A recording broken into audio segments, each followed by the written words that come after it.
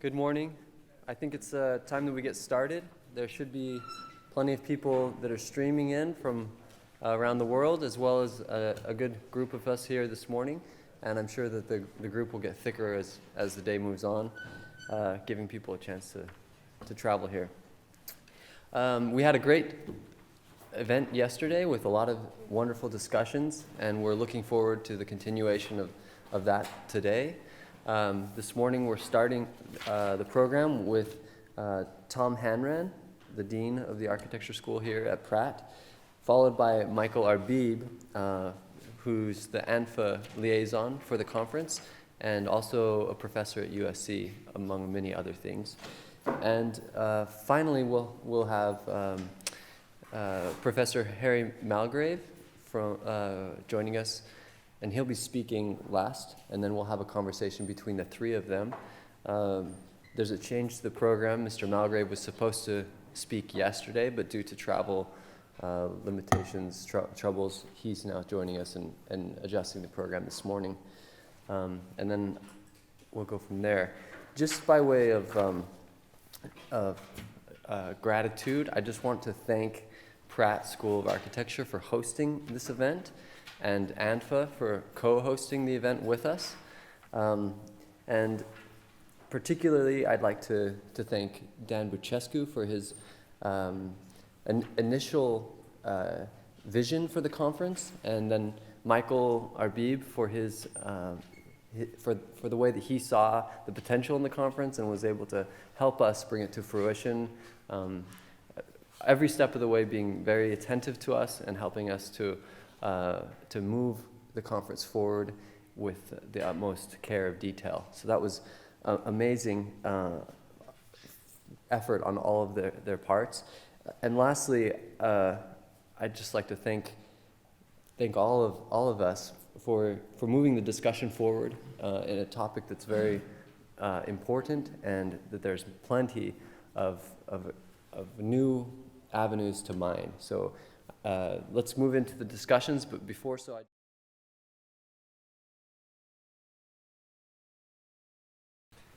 Thanks so much, and I prepared a talk today that tries to explain a little bit about how visual thinking occurs in my brain, and maybe that has some relationship to other brains. I'm not sure. We'll find out. In any case, the sort of the very simplified title is Things and Symbols, and it's really going to be a sort of brief narrative, a little historical sketch with three threads that start from the sort of the beginning of modernity, the advent of modernity, where objects, instruments, tools, systems were just seen as themselves. They were intended to help humanity. They were objects that would facilitate things for us and improve our lives. And architecture became very much a part of that discussion. And it kind of disrupted and ruptured a pretty long history where architecture had a close association with the body and with a kind of coherent set of proportional systems and relationships. It was singular relative to the landscape. It was identifiable. It was specialized. It had an aura.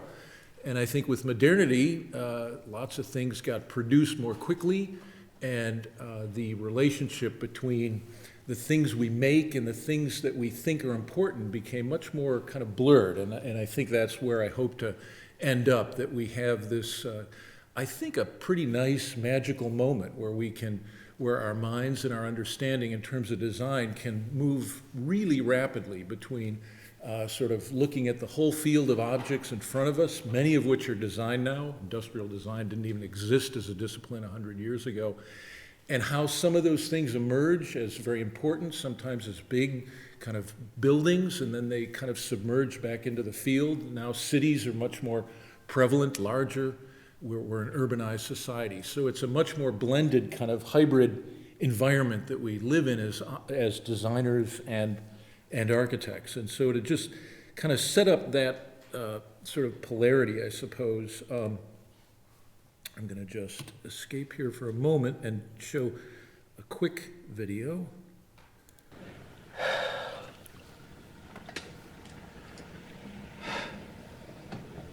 Pulp Fiction. So, Esmeralda Villalobos, is that Mexican? My name is Spanish, but I am Colombian. Pretty name. It means Esmeralda of the Wolves.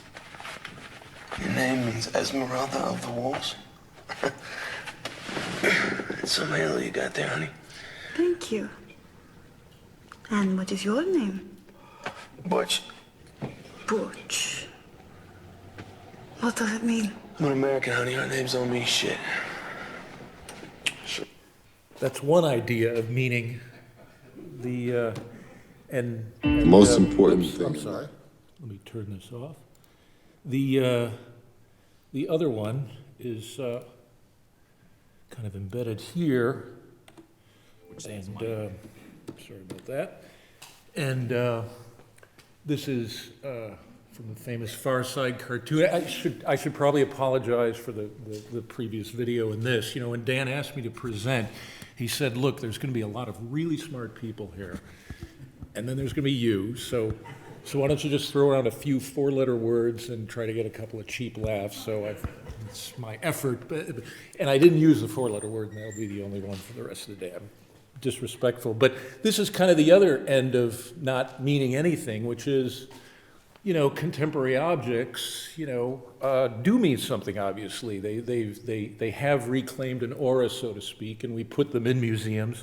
So how do you have it kind of both ways? You know, when Malevich did his white-on-white painting, it was just kind of a fact. Again, these are oversimplified words. And then, of course, at the opposite end of the spectrum is the Rorschach. That's where you're intended to interpret that figure. You're intended to see either a vulture streaming for you or a bouquet of roses, and that reveals something about your kind of inner sort of psychological state. And of course, you know, the Malevich example is kind of interesting because people already were speculating that, oh, it symbolized the white revolution. You know, it was the whites against the Bolsheviks, the reds. So it wasn't just paint on paper. The three threads, one starts from, you know, our recognition, you know, in the middle of the 19th century and all the way to the end of the 19th century, that evolution has kind of decentered the human body and said that there is a large field of forces, of other organisms, of systems that are shaping our body, as well as then the invention of instruments. We're kind of somewhat unique as an organism, where we then create instruments and tools to in turn shape the environment. And like I said, for a long period of time, those tools were relatively crude. Then there were some specialized tools that the guilds or other people were able to make. And then there was architecture, which was even more rare and specialized and was just done for a very select kind of number of people.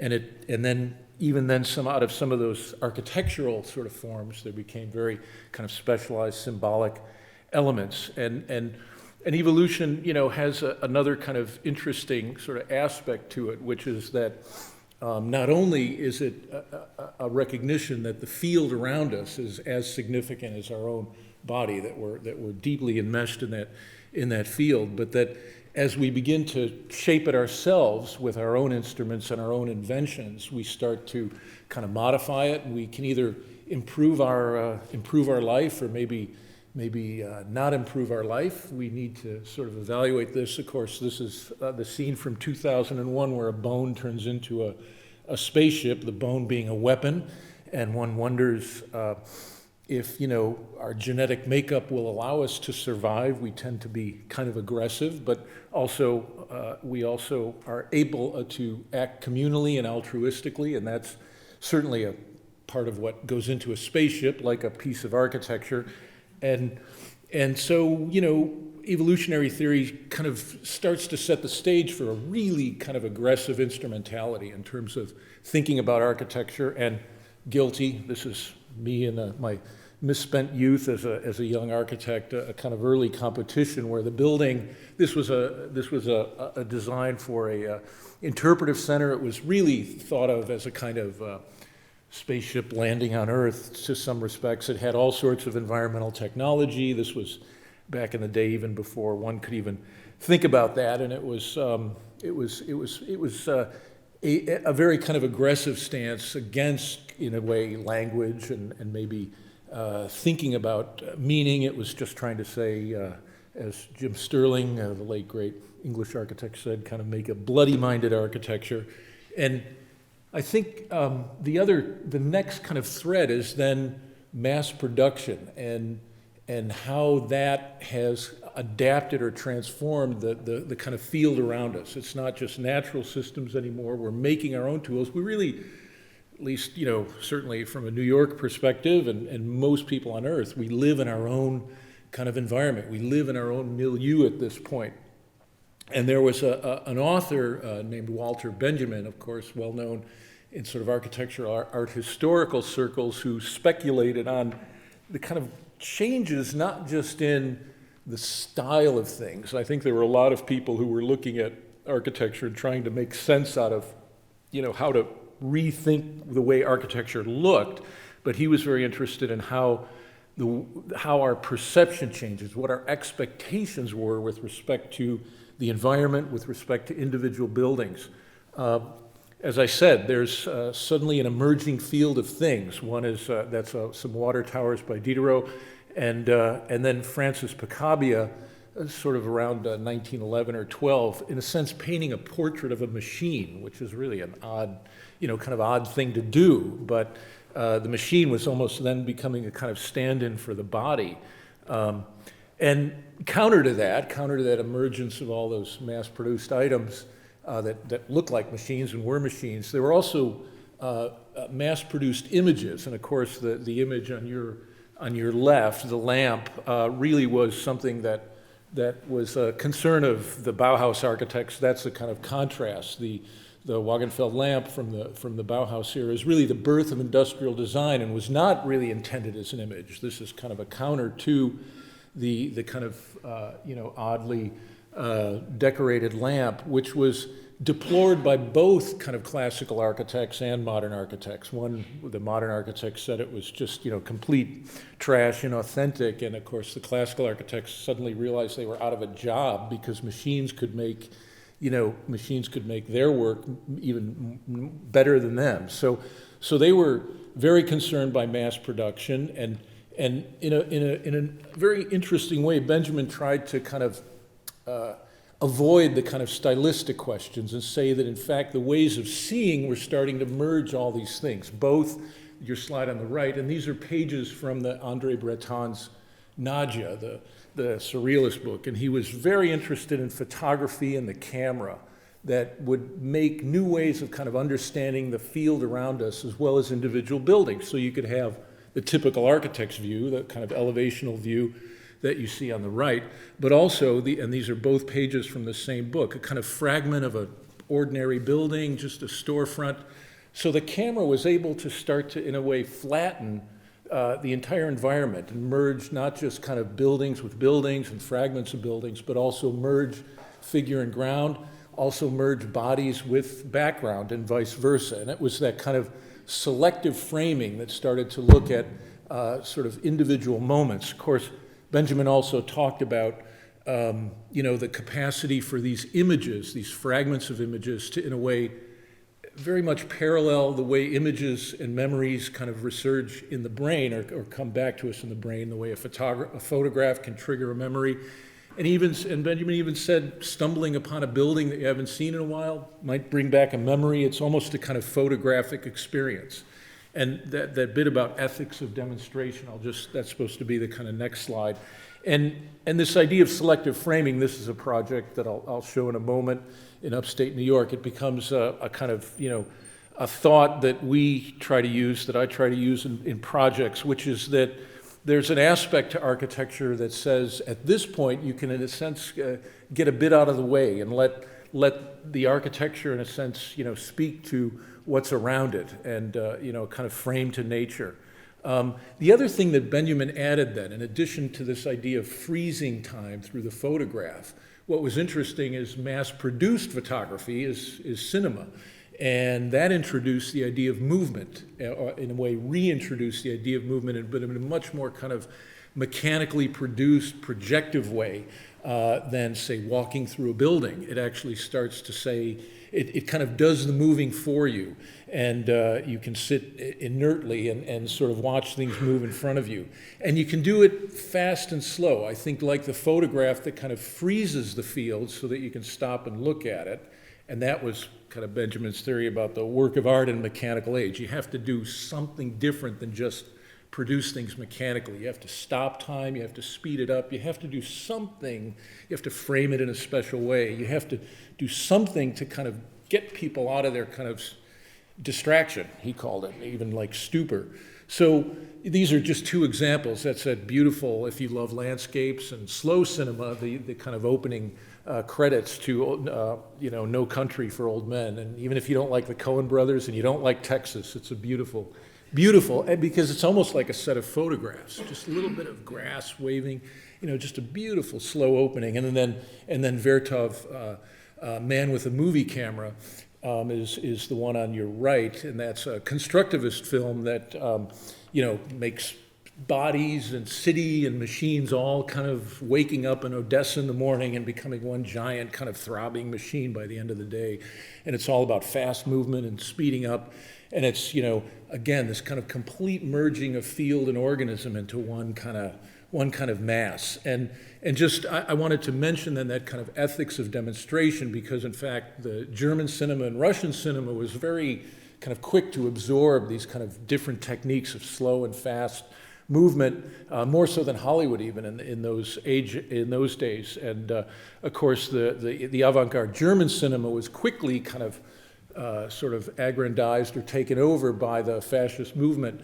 And Benjamin became very concerned about the use of cinema and photography as very effective propaganda tools, because again, it's a kind of reality that plays in your head. So he was very cautious about using art in ways that are nefarious. So he really became very passionate at the end that art had to have this kind of, art and architecture had to have this kind of demonstrable, kind of educational component, which was very much a feature of modernism.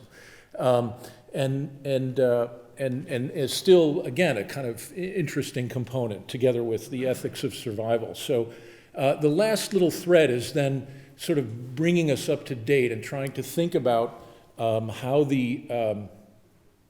a new class of objects maybe, or kind of elements may be emerging from this sensibility. And of course, there's a kind of dormant sort of body-oriented visuality in even the most avant-garde, abstract, fact-oriented, these are just forms in space kind of sensibility.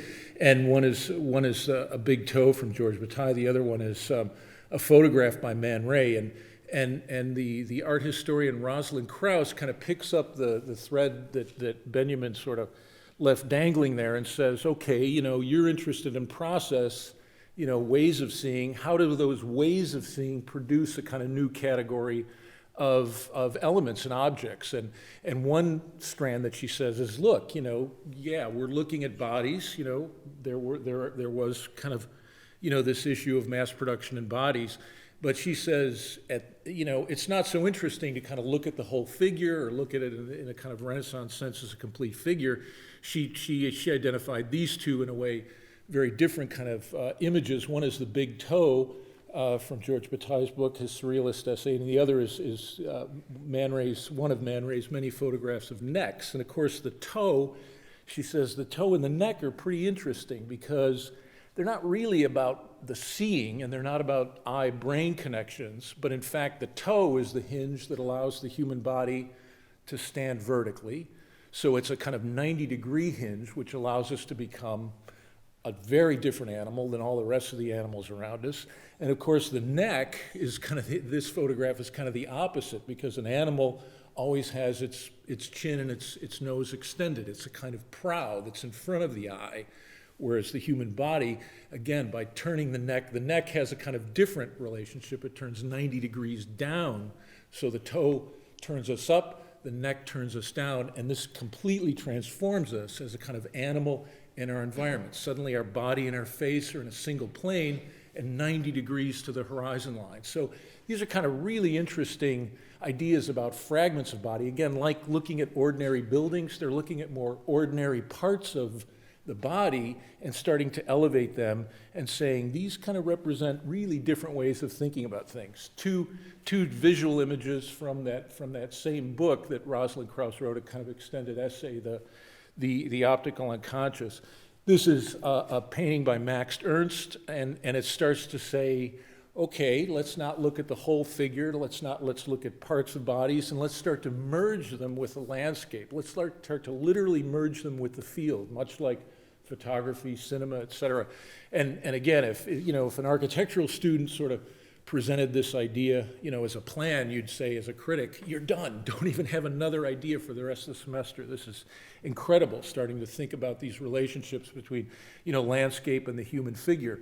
The other, again, these are kind of male and female slides. Interestingly enough, this is a portrait of a man, and this is Max Stern's another one from that book that says the hat makes the man, and it's kind of, it's like if you've had a couple too many scotches, and you think, wow, what if hats really did make men? What would that look like? And it's kind of interesting because it looks at a mold of a human body. In other words, the hat is a kind of index or mold of the human body, and then it projects that mold, that very repetitive mold, along kind of axes and lines that are sort of human figure-like, but also kind of mechanically produced. So it's a really interesting, in a way, opposing idea to the other painting. Instead of folding the body into the landscape and trying to find kind of analogies, this is almost a machine-made figure out of kind of mass-produced and repetitive elements that are kind of indexes of the body. The last thing I would say, that comes out of that book, and just a kind of coin dropped for me, as I read about her description of the grid, and she talks about, it actually comes from Amadea Ozanfont's essay, or his kind of, again, extended essay from Foundations of Modern Art. And it was always, kind of bothersome to me, the kind of, in a way, the idealism that's often associated with geometric systems in architecture, like the grid, And so she said, reading Ozanfont, he really looked at it in a very different way. He looked at it both as a kind of foundational system, something that organizes the earth, that measures the body. The grid kind of allows you to walk around on the ground. And at the same time, he goes on about how it comes to us from outer space and it organizes the entire universe. And so she said it's a classic example of the informal or informe, which is, this idea of the unformed or yet to be formed. There's not a really good English translation for it, but it's an idea that now we have kind of a hybrid element. The grid both goes low as something foundational, it's a tool, but it also goes high as a kind of symbol. It's a kind of idealistic idea. And here are two sort of examples, although I must say the architect Mies van der Rohe on the right very wisely didn't talk about the kind of idealism inherent in the grid. There were a lot of other people who speculated on that, but it's very interesting. The super studio image on the left says, it's a kind of tool. It's a way to kind of activate the field, to measure the field, and to allow kind of events to happen. And I think in particular, it kind of clicked for me because I'll show a kind of range of projects in a moment that start from very smaller kind of residential projects up to larger public buildings. And it's always, tough. It's always a kind of challenge to do small projects and houses, because that engages the world of really basic tools and instruments. It involves lumber yards where everything's cut square, and IKEA furniture, or building products and things like that. So you're given this really tight sort of margin to work in. And also houses are not palaces anymore, so somehow it has to be really embedded in the earth. And this was a project up in Garrison where there are really a kind of series of wooden pavilions that emerge from these kind of walls that start to control the landscape over a kind of larger area. So there's a kind of field of walls, a field of wooden pavilions, and it's really about the kind of experience within that kind of larger kind of system of spaces. It's not so much about whether it's a grid or not, that's a kind of tool in a sense. So that was a pretty interesting thing. The last point too, and this is where I'm kind of really going off the reservation now, is that if you extend that idea of kind of network or field and you say, okay, maybe grids don't organize the universe, as Ozanfan said. Maybe the universe is organized in a really kind of complex way, and these are kind of string theory images. And this is where I think architects can get into a lot of trouble, but also where there's a lot of kind of charge. There's a certain kind of visual research that exists in architecture schools, which can be deeply productive and deeply irresponsible at the same time. And it's pretty exciting. And also kind of, a little strange and can be way too internalized, but when it works, it's really interesting. So for example, if you can start to say that there are certain kind of modes of, say, ordering materials or systems, and you can look at, this is looking at string theory, you can look at the microorganization, say, of how carbon fiber is kind of woven together, et cetera, is that there's a kind of analytical component which tries to reduce those to linear elements or lines, and then you can, in turn, project those back into 3 dimensions. That's a very typical kind of architectural kind of process, and that can be very, very productive, but it also means that you have to kind of turn it back into architecture. So this is where maybe new kind of micro and macro forms of photography give us an even more complex field of kind of organisms and systems to play with, but you have to turn it back into architecture, I would argue, or you can really get way too self-absorbed. So this was a competition for the Queen's Museum, and we were finalists. It didn't get built. We didn't win the competition. We came in second place, but it was a series of strands, if you can see it, a series of linear volumes that were put into the big Queen's Museum, and those are those long kind of bars, and they wiggle through the building. They're kind of string-like elements, and then they turn and twist, and the gallery space on your right is actually turning back toward the globe out in the park, the famous globe in the park. So the point being is that it was starting to turn into architecture. It's competitions are they're great for ideas. Maybe you give yourself a B+ because it didn't get realized. I think in the end, if architecture is going to be speculative, it also has to then start to withstand the kind of the difficulties of transforming it in terms of human program and structure. And then the last little bit of closing comment here is how now easily I think we move between the kind of idea of things as having use and being just kind of simple tools, and how easily they're melted and merged with some idea of body, of kind of shaping these things so that they can fit into our pocket, or that we as bodies can fit into them like automobiles. And I guess I'm not necessarily endorsing these products. There's many people in this room who've gotten phone calls from my derriere, as they say, and of course the Audi has just settled this huge class action lawsuit for burning oil, but it's kind of the sensibility that I'm talking about that really allows those kind of those two things to merge, the two sensibilities to merge, both the kind of sense of body and movement and the kind of datum of instruments. So this is the architemometer, I guess, between thing and symbol. I just kind of put it together here, starting again from these much more kind of challenging and kind of interesting, intricate little residential projects, through to projects that try to borrow, maybe more literally from certain kinds of attitudes towards structure and form that are not necessarily just kind of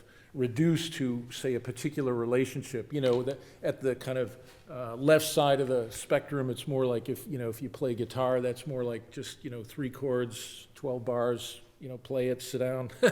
And then as you get, on the right-hand side, things get a little more complicated. One note I would make is right in the middle is this Battery Park City Community Center, which we just completed. And that's a kind of interesting idea because we work, we've had the pleasure of working with Signe Nielsen, and this in particular was with Kadorf Scape Architects. And this is really a building that's completely merged with the landscape. And it's interesting that on architectometer here, that landscape somehow falls really right in the middle, at least in my mind, between something that's really part of the earth, very simply kind of experienced, but on the other hand has this enormous potential to kind of speak about ideas and all sorts of other concepts. So, and that's just kind of a theory. I don't know much about landscape architecture, but I know I like it, and I like working with landscape architects. So this is, you know, a really kind of constrained little project that really is reduced to a few set of relationships in terms of materials.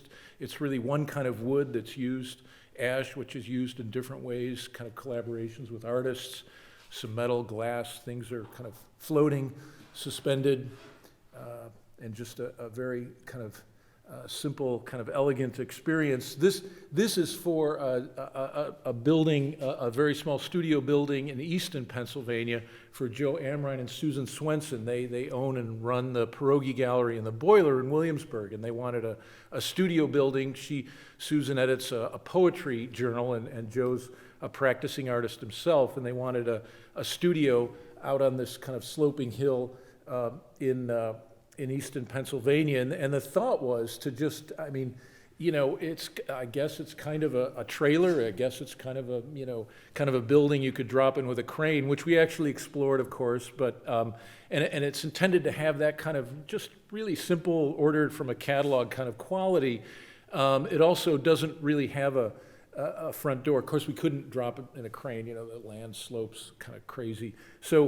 So we ended up, you know, having to build it by hand on these two pylons, because you're perched way up in the air, and the larger glass area is Joe's studio. The smaller one is Susan's writing studio, and you can see the land starting to slope away quite a bit, and you know there's a bit of the Delaware Valley River. You can just see the corner of it way down in the photograph. This is the front door, so it's really just, again, you know, a projection right into nature, literally in the very simplest terms, kind of framed in nature. And this is then looking back toward that entrance to the hillside, a little outdoor fireplace, kind of interesting. And then Susan's writing studio, Joe's painting studio, always filled with stuff. He was very depressed to have to clear it even for an hour just to get this picture. But and this is that building at night.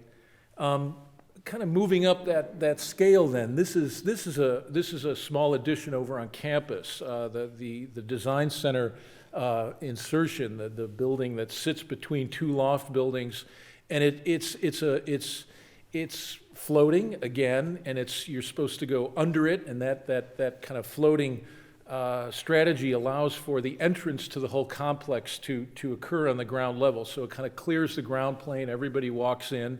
And it also starts to skew and kind of try to expand. It's a really tiny space. It's like tighter than a little brownstone space there. It was where the old boiler was. And so we wanted to convert the whole sort of experience of those buildings and have the building face the campus. And inside that little tight space was going to be a gallery critique space, which of course the campus was sorely lacking. And now we have lots of them, including ours upstairs. And this is then that building that sits between, this is the entrance building and the gallery that sits between the two loft buildings.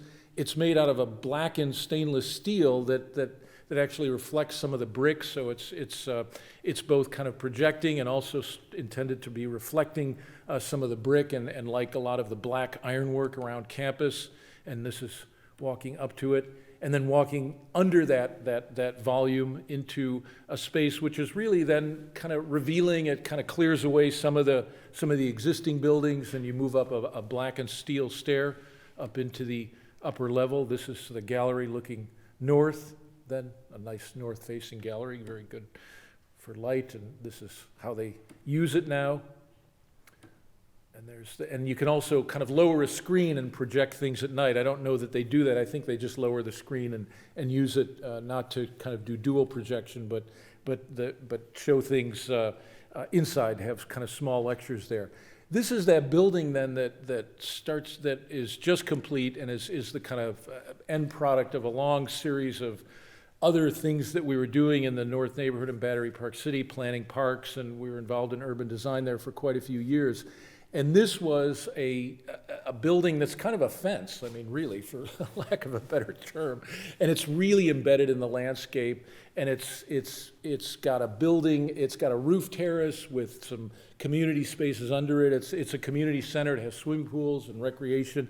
And there's it's really a long glass wall, which then has a specialized kind of frit pattern on it. And it's really a building that you walk on, walk under, walk through. It's not really maybe a building at all. It's kind of a non-building, half landscape. And its plan form is deferential. It's kind of concave form. You can see it there relative to the original Twin Towers. That's kind of the original plot, which are now, of course, the memorial. And there's ground zero. So it faces West Street and the ball fields.